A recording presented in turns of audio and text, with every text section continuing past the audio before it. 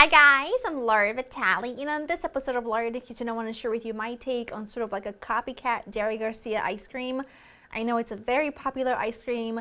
I've got best friends that love this ice cream flavor, so I figured I would share it with you. It's a no-churn ice cream, which is great, which means you don't need an ice cream machine to make it.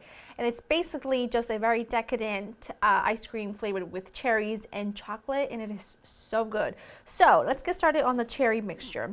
What I've got here are some pitted dark sweet cherries. You want to make sure that you use the dark ones. The really bright the bright red ones are kind of tart. They're just not the quality that you're going to want for this ice cream. So in a saucepan, I'm going to add the cherries, a small squeeze of limon, okay, a couple tablespoons of sugar, and some water. And all I'm going to do is bring this up to a boil and just let it boil for literally a couple of minutes. You want to sort of create a bit of a juice situation, but you don't want to cook them so long that you break down the cherries too much.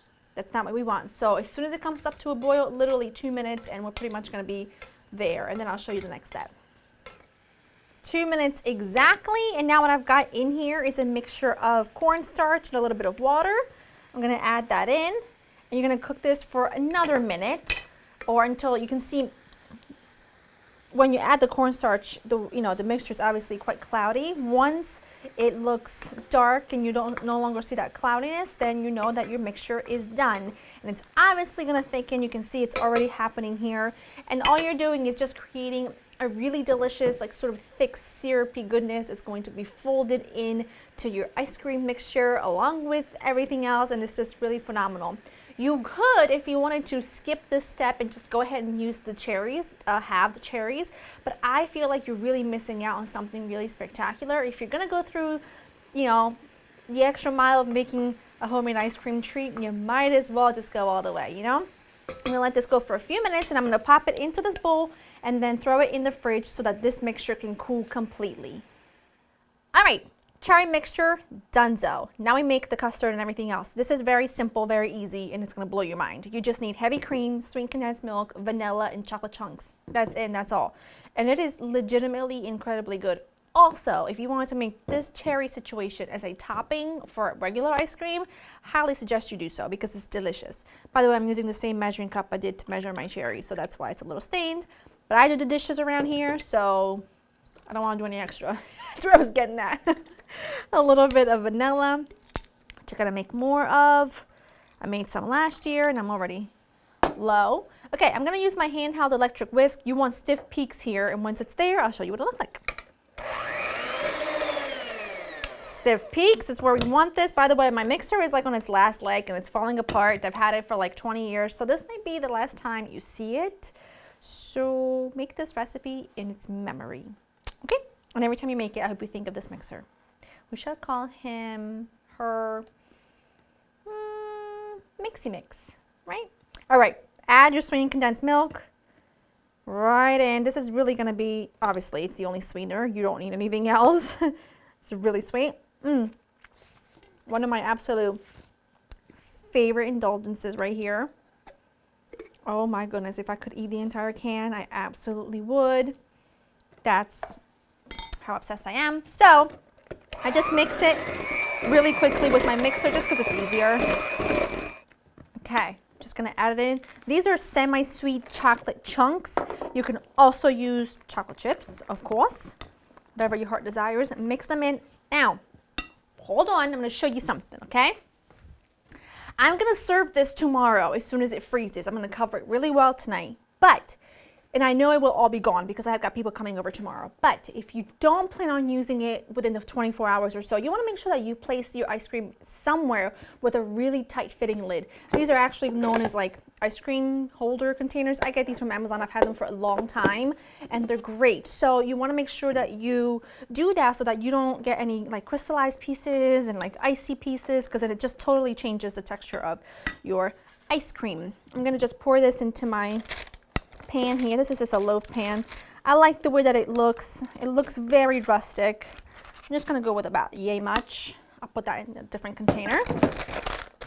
And then you take your cherries, okay?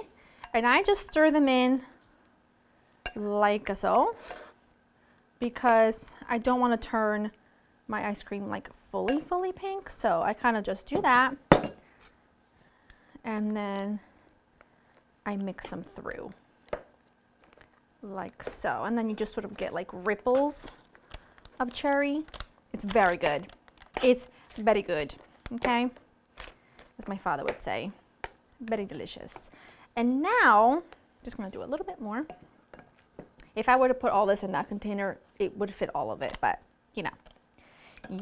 Now what I'm going to do is I am just gonna go ahead and pop this into the freezer. I'm going to lightly cover this, of course, and keep it there until it's frozen solid until tomorrow. And I'll show you what it looks like when it's there. My ice cream was in the freezer overnight. You always want to let ice cream come to room temperature for just a few minutes before you go ahead and scoop it. I should probably wait like another minute, but I'm impatient. And I call this my pre-dinner snack because everyone, especially in the summer, needs to have an ice cream treat as a pre-dinner snack. I am just saying, days are short in the summer, take advantage, because I don't know about you, but not better than ice cream on a hot day, and it has been hot. That is going to go down really well tonight. We've got friends coming over for dinner. We're going to fire up the oven, make pizzas, serve ice cream for dessert. Everyone's happy. Go to laurainthekitchen.com for the recipe. I hope you enjoy spending time with me, and I'll see you next time. Bye.